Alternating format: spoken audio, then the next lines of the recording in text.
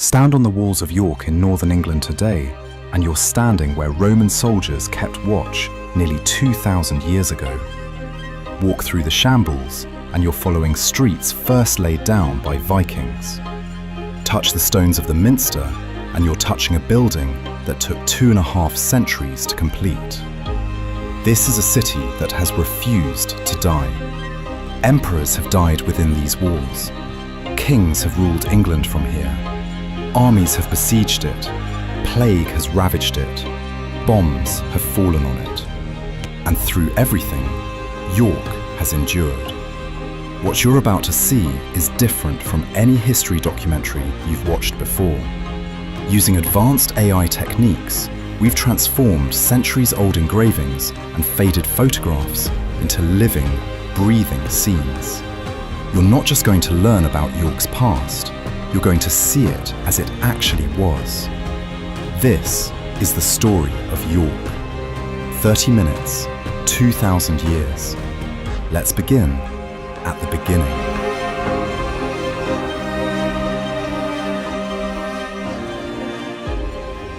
It's 71 AD. The Roman 9th Legion pushes deep into hostile territory, chasing British tribes who refuse to submit to Roman rule.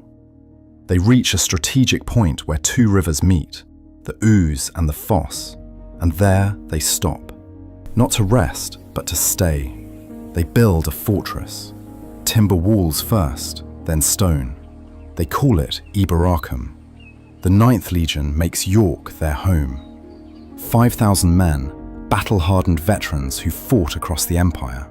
They're building bathhouses and barracks, temples and administrative buildings. This isn't a temporary camp. This is the beginning of a city. But then something happens that still puzzles historians today. Sometime in the early 120s, the 9th Legion vanishes.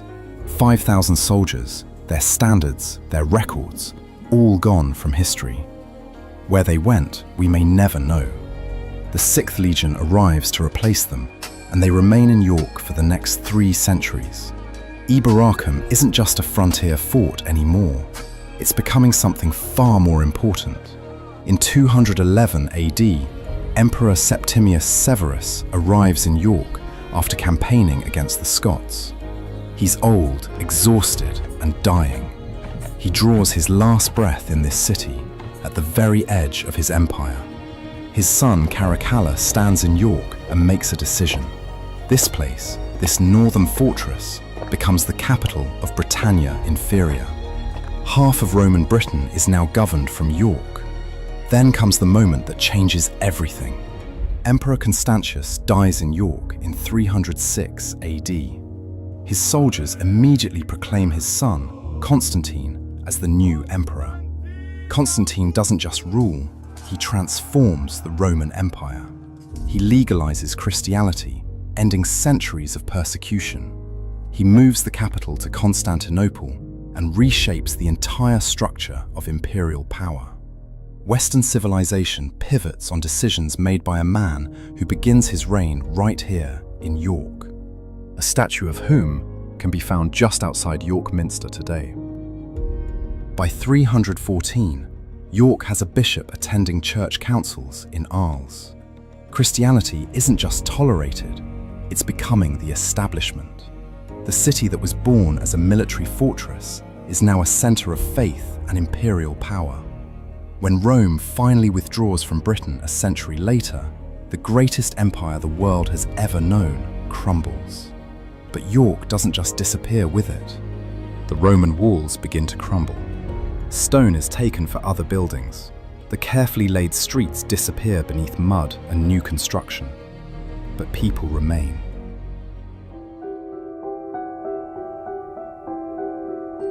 The Anglo-Saxons don't conquer an abandoned city. They inherit one, transform it, and make it their own. Eboracum becomes Eoforwic. For 2 centuries, York adapts to the post-Roman world.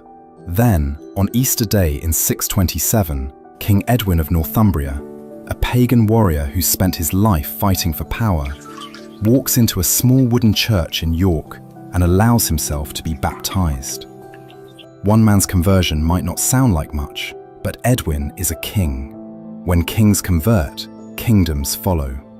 Christianity spreads across Northumbria like wildfire, and York becomes its epicenter. The small wooden church where Edwin is baptized will eventually become the Minster, but that transformation will take centuries. By 735, York's bishop has been elevated to archbishop. York is now on equal footing with Canterbury. England doesn't have one Christian centre anymore. It has two, and York is one of them. And then the city produces a mind that will shape European thought for generations. Alcuin becomes master of the York School in 778. Under his guidance, it becomes one of the most respected centres of learning in Europe. Monks travel from across the continent to study here. When Charlemagne needs someone to lead education across his vast empire, he chooses Alcuin from York. This is York's golden age of learning. While most of Europe struggles in the darkness after Rome's fall, York keeps the lamp of knowledge burning. But across the North Sea, other men are building ships and sharpening weapons. They've heard about the wealth of English monasteries, the gold in the churches, the riches waiting to be taken. They're coming, and nothing will stop them.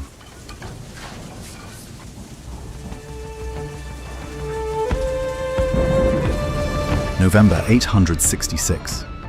The longships come up the Ouse in the pre-dawn darkness. Hundreds of warriors, Danish and Norwegian, the great heathen army that has already torn through eastern England. They surround Eoforwic before the sun rises. The Anglo-Saxon defenders never stand a chance. By nightfall, the Vikings hold the city. They will keep it for nearly 100 years.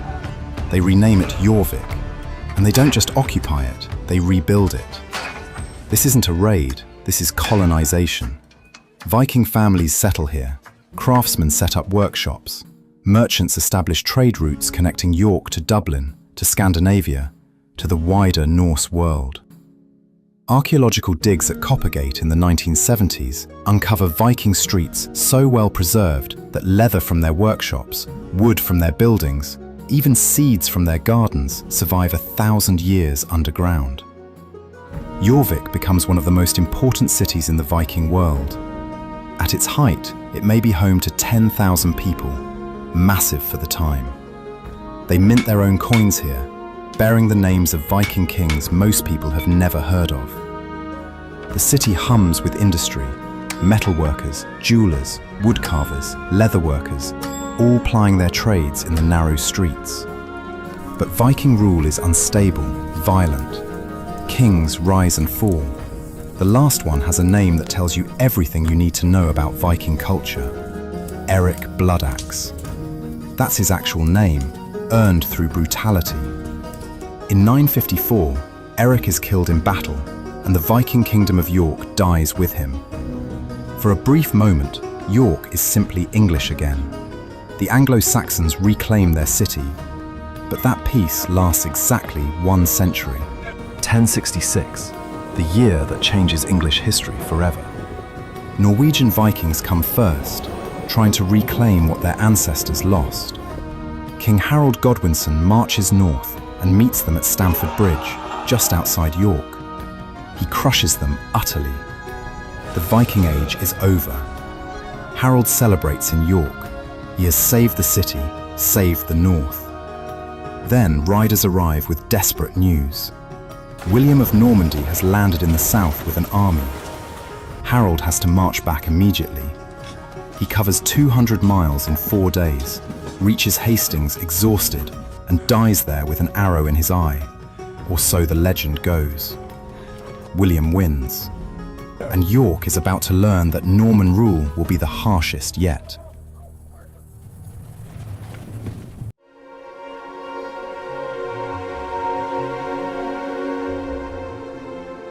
William of Normandy, later known as William the Conqueror, rides into York in 1068.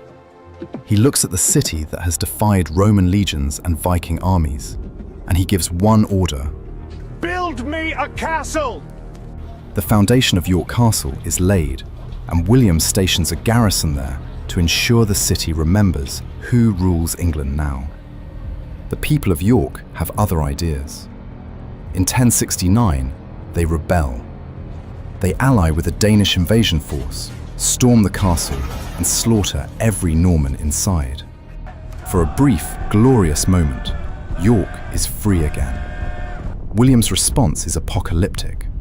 He unleashes the harrying of the North, a campaign of systematic destruction that remains one of the darkest chapters in English history. From York to Durham, his soldiers burn every village, every farm, every field. They slaughter livestock, destroy food stores, salt the earth. The chroniclers who witness it can't find words adequate to describe the horror. People starve in their thousands. Some turn to cannibalism. Yorkshire becomes a wasteland.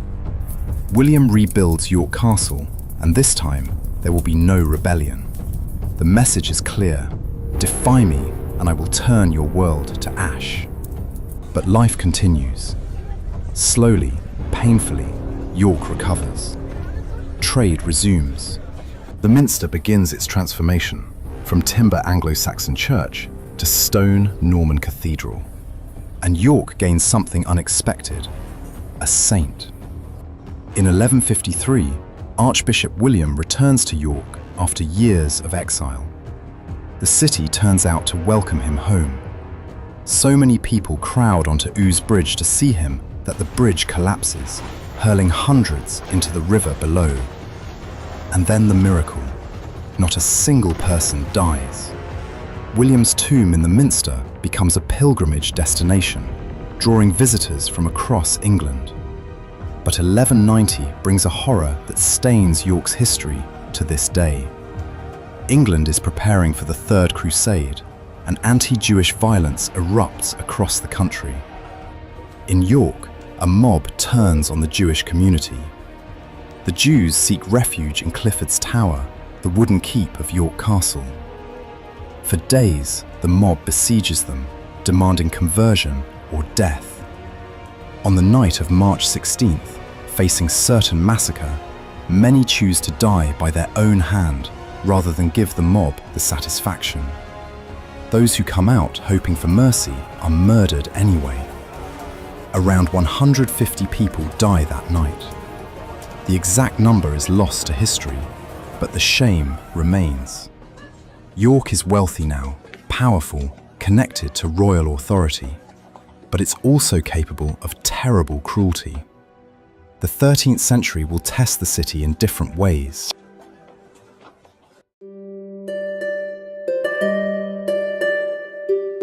It's the year 1212. King John, probably the worst king England ever has, does something remarkable for York. He grants the city powers of self-governance. York can now run its own affairs, collect its own taxes, administer its own justice. It's essentially an independent city-state within England. This isn't charity, this is business. York has become rich, staggeringly rich, from the wool trade. English wool is the finest in Europe, and York is one of the primary centres for processing and exporting it. With wealth comes power, and York is flexing that power. Then comes 1298, and King Edward I, Longshanks, the hammer of the Scots, moves the entire English government to York. Not just himself, but everything. The treasury, the exchequer, the law courts, the administrative machinery that runs the kingdom. For 6 years, if you want to do business with the English government, you come to York. Why? Edward is obsessed with conquering Scotland. He needs his government close to the war, and York is the perfect forward base. York isn't just important, it's the temporary capital of England. The Scots notice. In 1319, they raid south and come right to York's walls. In the fighting, they kill the city's mayor. This isn't some distant war, this is battle at the gates. Edward III has happier memories of York. In 1328, he marries Philippa of Hainault in York Minster, in a ceremony that brings the flower of European nobility to the city. York is at the peak of its medieval glory, wealthy from trade, favoured by kings, powerful in its own right. And then comes something much bleaker in 1349. The Black Death arrives in York like a thief in the night.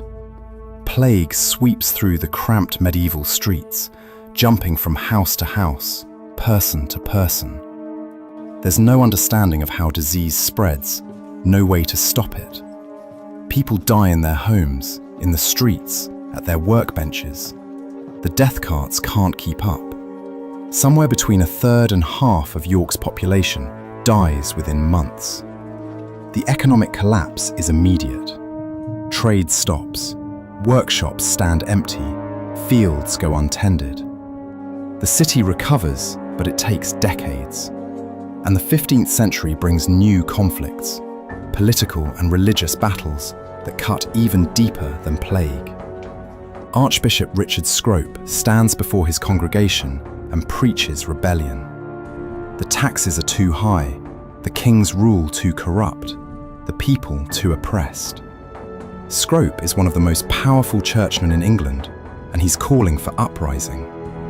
King Henry IV responds with ruthless efficiency. He has Scrope arrested, tried, and beheaded. The execution shocks England. Archbishops aren't supposed to be executed, they're supposed to be untouchable. But Henry IV doesn't care about tradition. Scrope's head comes off, and his body is buried in York Minster. Almost immediately, people begin to venerate him as a martyr. The medieval world is ending, the age of absolute royal power is beginning, and York is about to be caught up in the bloodiest family conflict in English history.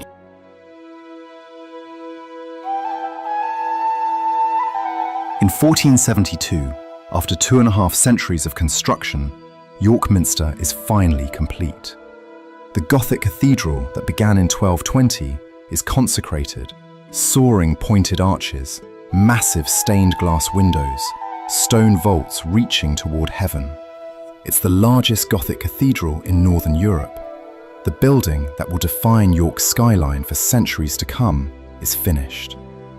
But all the while, England has been caught up in a horrible war. Rewind to the year 1455.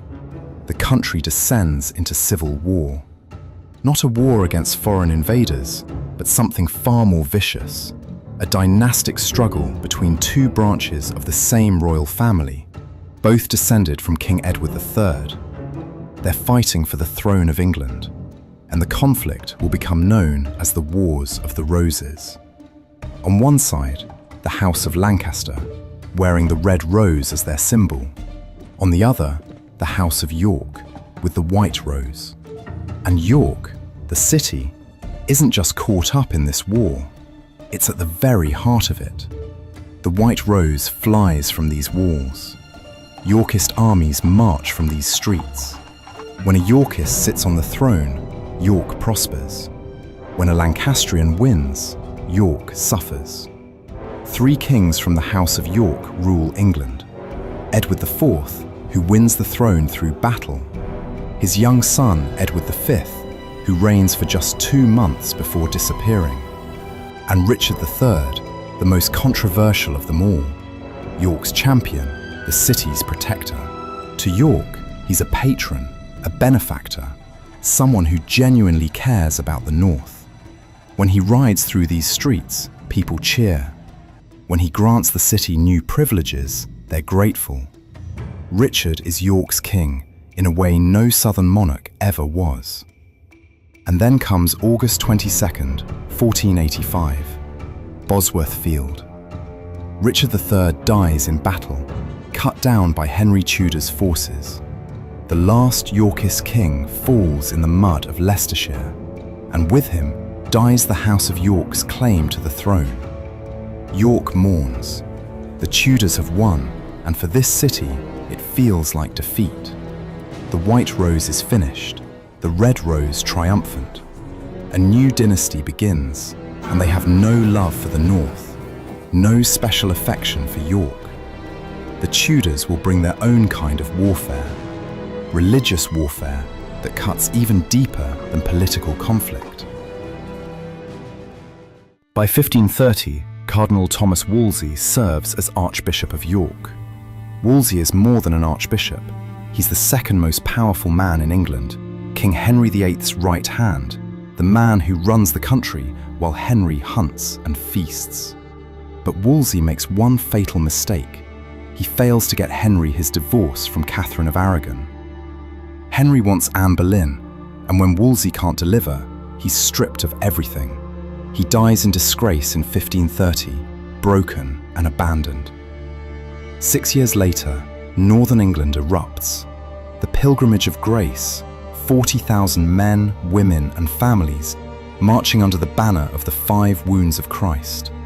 They're protesting Henry's break with Rome, the dissolution of monasteries, the destruction of the Catholic faith they've known their entire lives. York is at the centre of this rebellion. Henry crushes it with characteristic ruthlessness. The leaders are executed and the dissolution continues. By 1539, York's great monasteries, St. Mary's Abbey, Holy Trinity Priory, places that have stood for centuries, are stripped of everything valuable and left to rot. The religious heart of York is torn out. But the Catholic community doesn't disappear. They go underground, practicing their faith in secret, hiding priests in concealed rooms, risking everything. In 1586, Margaret Clitheroe pays the ultimate price. She's a butcher's wife living in the shambles, and she's been harbouring Catholic priests, men who are being hunted as traitors simply for saying Mass. When she's arrested, she refuses to enter a plea. She knows that if she pleads, her children could be forced to testify, could be tortured for information. So she says nothing. Her punishment is being pressed to death. They lay a door on top of her and pile stones on the door, adding weight slowly, crushing her body over hours. She dies in agony, protecting her children with her silence. Today she's a saint, and her house is a shrine. The Reformation has turned neighbour against neighbour, family against family. But that isn't the end of York's troubles. 1644. England is in civil war again. King versus Parliament, Royalist versus Roundhead. York declares for King Charles I, and Parliament sends an army to bring the city to its knees. 20,000 men besiege York for 11 weeks. Inside the walls, food runs out. People starve. Disease spreads. The Royalists try to break the siege at Marston Moor, just outside the city, in one of the largest battles ever fought on English soil. They're annihilated. 4,000 Royalists die in an afternoon. York surrenders. The king will lose his head 5 years later. The age of absolute monarchy is ending, and York is exhausted from centuries of warfare, military, religious, political.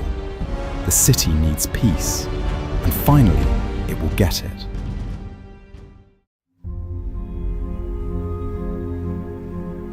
The 18th century is calmer, but York still knows how to draw a crowd.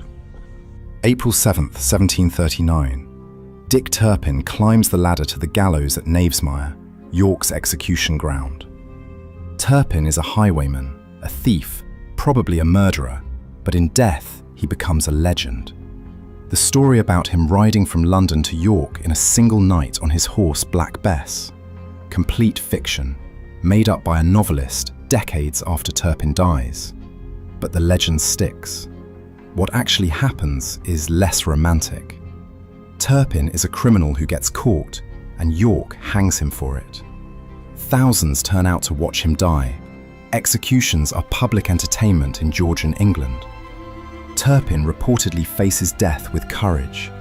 But courage doesn't make a man noble. It just makes him brave. 6 years later, York's gallows are busy again. 22 Jacobite rebels are executed here after Bonnie Prince Charlie's failed attempt to restore a Catholic Stuart to the throne. The 1745 rebellion has come close, terrifyingly close, to succeeding. But it fails, and the executions in York send a clear message about the price of rebellion. But the city is changing. The violence and drama of previous centuries are fading into history. York is becoming fashionable, a place where the Georgian gentry come for horse racing, theatre, and social assemblies. The ancient city is discovering a new identity. But before that transformation, the Minster will face fire from within.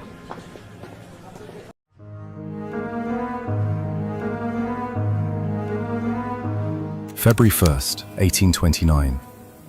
Jonathan Martin hides in York Minster as evening service ends. He waits in the shadows as the last priests leave, as the doors are locked, as silence settles over the cathedral. Then he emerges with candles, prayer books, and an unshakable belief that God has commanded him to burn the Minster down. He piles cushions and wooden benches beneath the choir stalls and sets them alight. The fire takes hold quickly. By the time anyone notices, flames are consuming the choir roof. The Minster burns through the night. The medieval roof timbers, the carved choir stalls, centuries of craftsmanship, all reduced to ash. Martin is caught, declared insane, and locked away. The Minster is rebuilt, more spectacular than before. But the message is clear. Even in the peaceful 19th century, York's treasures are vulnerable. 1830 brings something new. The Yorkshire Museum, built in Greek Revival style in the ruins of St Mary's Abbey. For the first time, York is treating its past as something to preserve, study, and celebrate. But 1839 changes everything. The railway arrives in York, and with it comes George Hudson. Hudson isn't born to wealth or power. He's a draper's son who becomes the railway king. He makes York the hub of his railway empire, and the city explodes with growth. Railway workshops employing thousands, new stations, hotels, warehouses. The population surges. Suddenly, London is 5 hours away instead of 2 days. Manchester is accessible. The ancient city that has spent centuries relatively isolated is now connected to the entire country.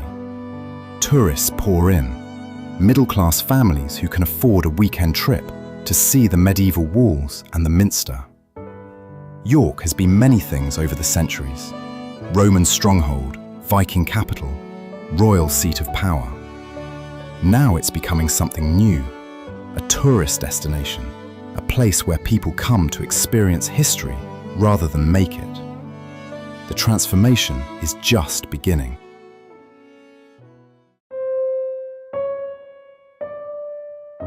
(1938). The York Castle Museum opens its doors, and visitors walk down a recreated Victorian street called Kirkgate. Shops with authentic goods, gaslights, cobblestones. It's an instant sensation. York isn't just preserving history anymore, it's bringing it to life. But unfortunately for York, it cannot escape the mercy of World War II. 29th of April, 1942. The air raid sirens wail across York at 2:30 in the morning. People stumble from their beds, confused. Why would the Germans bomb York? There are no factories here, no military installations worth mentioning. They don't understand. This isn't a military raid.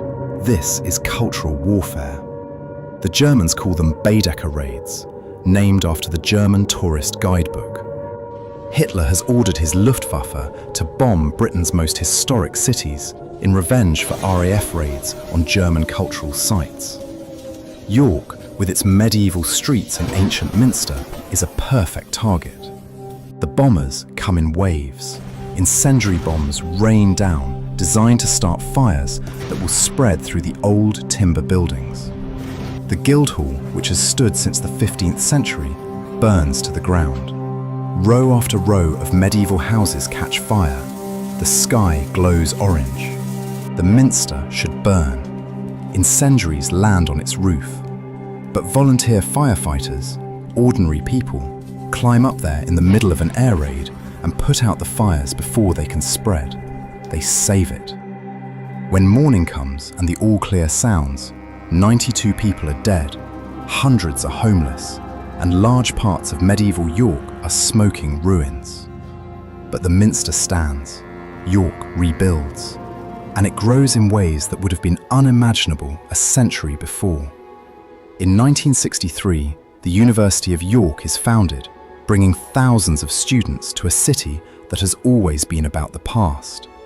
Now it's thinking about the future. A year later, the National Railway Museum opens, celebrating York's Victorian transformation and becoming one of Britain's most visited museums. Then in 1984, the Jorvik Viking Centre opens, using the incredible discoveries from the archaeological digs in 1979 to recreate Viking York. You can walk through reconstructed streets, see animatronic Vikings at work, even smell what 10th century York smelled like. History isn't something you just read about anymore. It's something you can experience here in York. But the tragedies aren't done yet. Later that year in 1984, another fire breaks out in the Minster. Lightning strikes during a storm, and the south transept roof is engulfed in flames. Some people claim it's divine judgment. The Church of England has just consecrated a bishop whose theology some find controversial. Others just call it bad luck. Either way, the Minster burns again, and York repairs it again, just as it had done after Jonathan Martin's fire 155 years earlier. 2,000 years, 70 generations, one city. This city has witnessed the best and worst of what humans are capable of. Constantine's vision, Viking ingenuity, medieval scholarship, unspeakable violence, unshakable faith, the courage of a butcher's wife, the determination of firefighters saving the Minster while bombs fell around them. If you're from York, this is your heritage. This is what your city has endured and achieved. If you're not from York, you've just learned why this city matters, not just to England, but to the story of Western civilization. Through everything, York has survived, then thrived. History isn't just something that happened, it's something that shaped us. And York has shaped more history than almost any city in Britain. If you enjoyed this journey, please like this video and subscribe for more entire histories. Don't forget to comment below the city you'd love to see next, and it might just be featured in the next video. Thank you for watching, and as always, we'll see you in the past.